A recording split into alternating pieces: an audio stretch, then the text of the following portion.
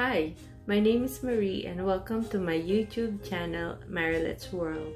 On this video, I'm going to bake chocolate crinkles using my recipe. Here are the ingredients we'll need: butter, egg, vanilla, baking powder, baking soda, cocoa powder and salt, sugar, milk, unbleached all-purpose flour.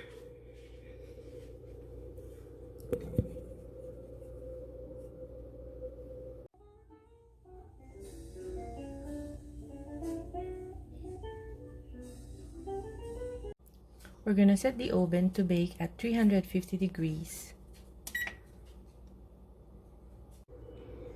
First, we're going to soften our butter. This is unsalted.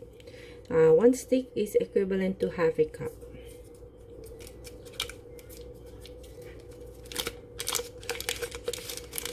We're going to put this in a microwave and do a 5-second burst to soften it but not completely melt it.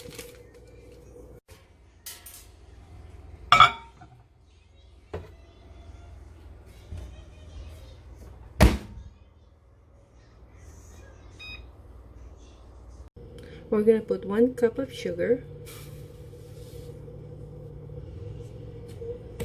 our melted butter,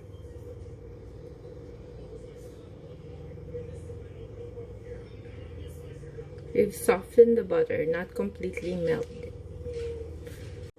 We're going to mix the butter and sugar.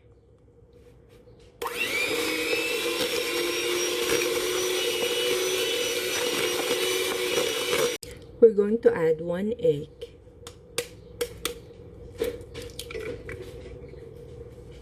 One and a half teaspoons of vanilla.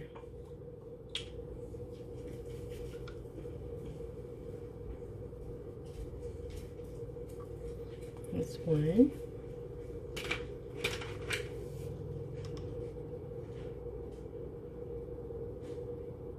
And a half. Now we're going to mix our wet ingredients.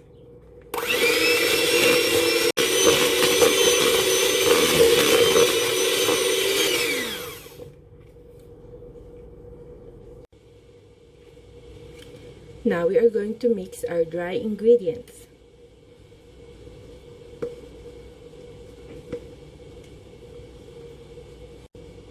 One and 1/4 cup of unbleached all-purpose flour.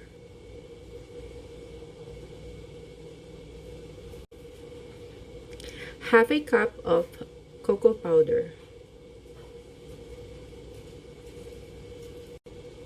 1/4 teaspoon of baking powder. 1/4 teaspoon of baking soda. 1/8 teaspoon of salt. Let's sift our ingredients in a bowl.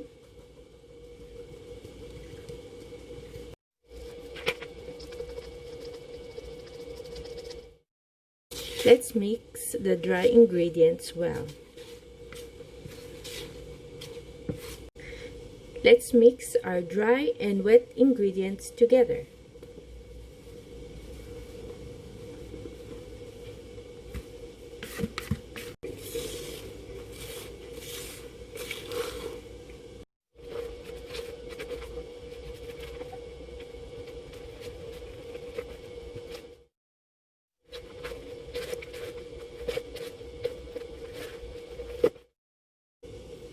We'll add a tablespoon of milk.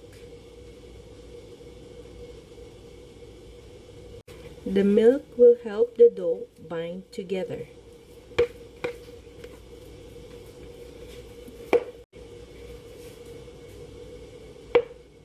Let's line our tray with parchment paper.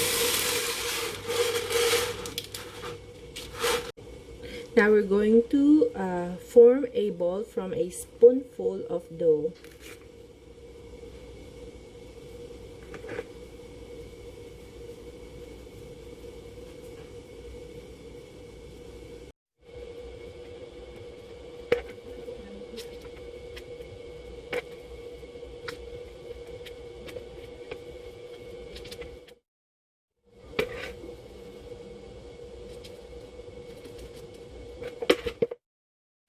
We're going to coat 2/3 of our dough in confectioner's sugar.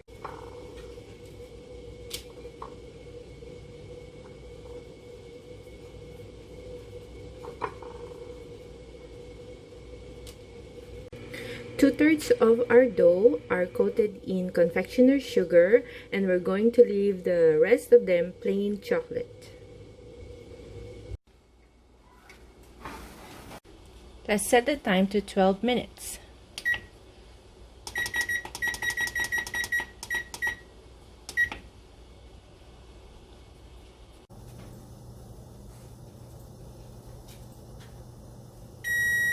It's ready.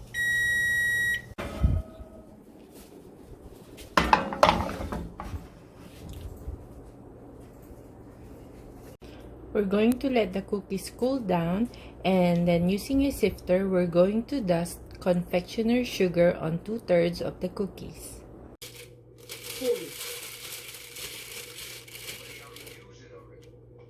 Soft chocolate cookies.